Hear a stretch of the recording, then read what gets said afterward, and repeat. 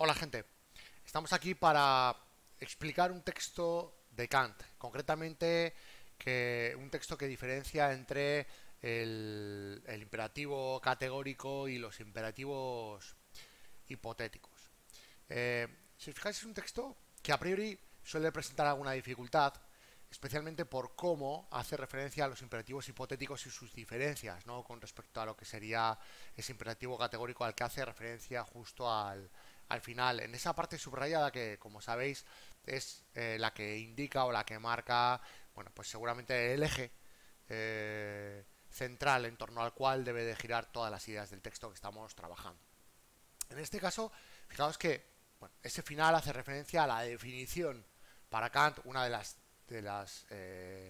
diversas definiciones que Kant hace en distintos momentos sobre qué es el imperativo categórico. Aquí nos dice literalmente que el imperativo categórico es así pues único y por cierto este obra solo según la máxima a través de la cual puedes querer al mismo tiempo que se convierta en una ley universal, ¿de acuerdo?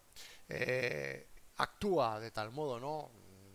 Que aquello que haces, aquello que te lleva a obrar de esa manera, esa máxima, sea algo que no lo has condicionado por lo que eres, porque tienes, por lo que te interesa y otro tipo de cuestiones, sino porque creas, sinceramente, que cualquier individuo en esa circunstancia haría lo mismo.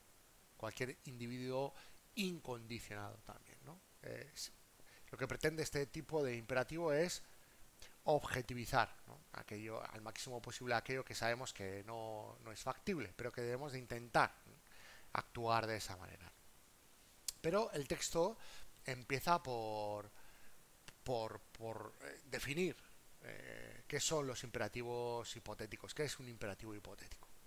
Lo primero que deberíamos de marcar en esta lectura, recordad que en un comentario de texto, y recordad también que aquí no estamos haciendo el comentario de texto para llegar y copiar tal cual lo estamos realizando aquí, sino que lo que estamos haciendo es, en este tipo de vídeos, dar claves fundamentales para saber cómo debo de leer el texto, qué ideas debería de subrayar, cómo las puedo relacionar, de dónde obtengo esa información, por qué al final acabo poniendo una teoría y no otra, que son las cuestiones que en principio para alumnos de segundo de bachillerato, un primero de carrera, pues urge, ¿no? el poder bueno, descifrar convenientemente. En este caso decimos que empezamos el texto hablando del imperativo hipotético. Es decir, un imperativo que plantea una posibilidad a partir de la cual yo vaya a actuar, ¿no?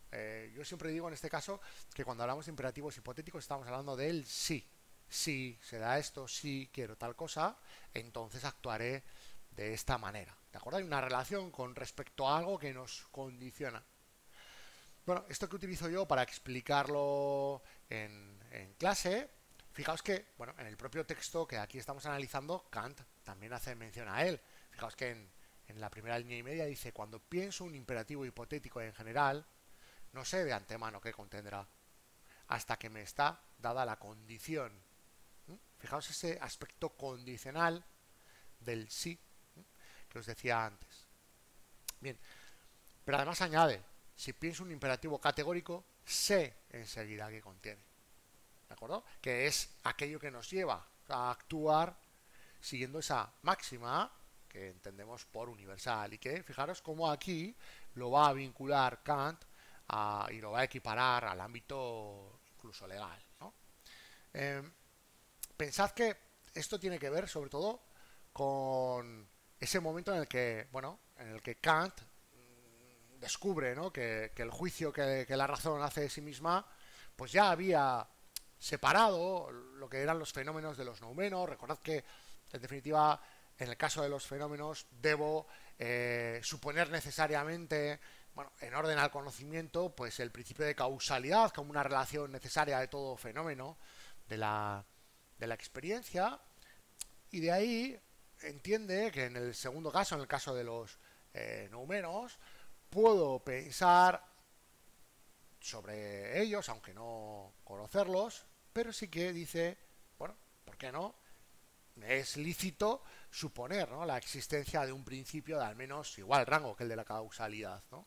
En este caso, ese principio pues es el de lo incondicionado, es el principio de la libertad, el principio de libertad.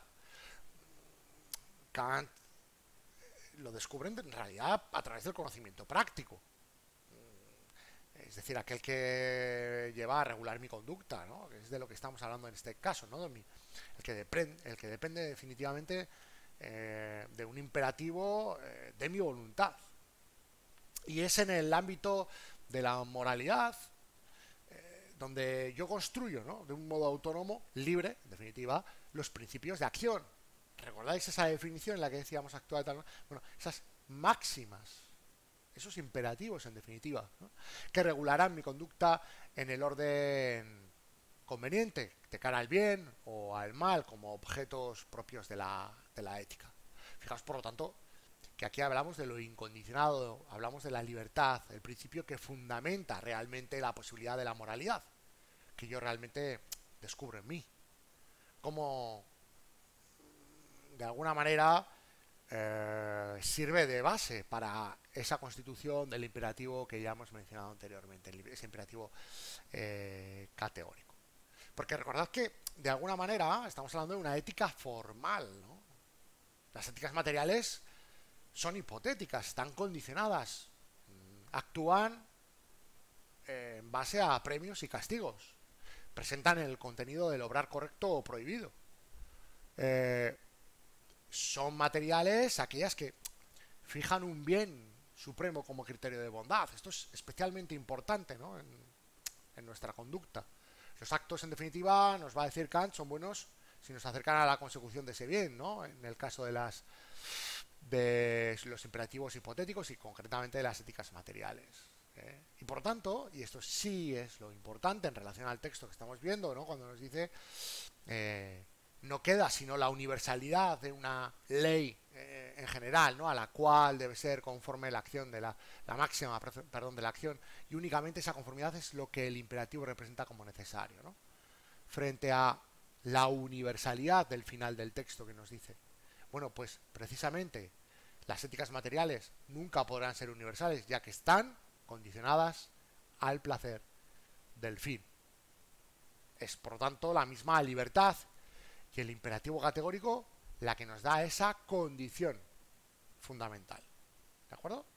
Esto, por lo tanto, es lo que de alguna manera deberíamos de marcar como fundamental en nuestro imperativo categórico kantiano frente a el hipotético, ¿no? La exigencia de obrar moralmente, el deber, en definitiva, que se expresa en ese imperativo categórico, ¿no? Y nunca en el hipotético.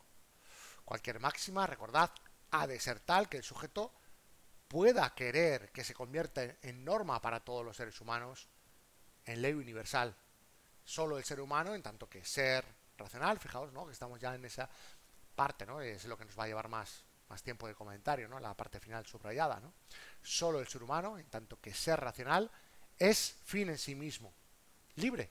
No ha de ser utilizado como simple medio, por lo que, en definitiva, sería dejarse llevar por esas éticas materiales y, por lo tanto, por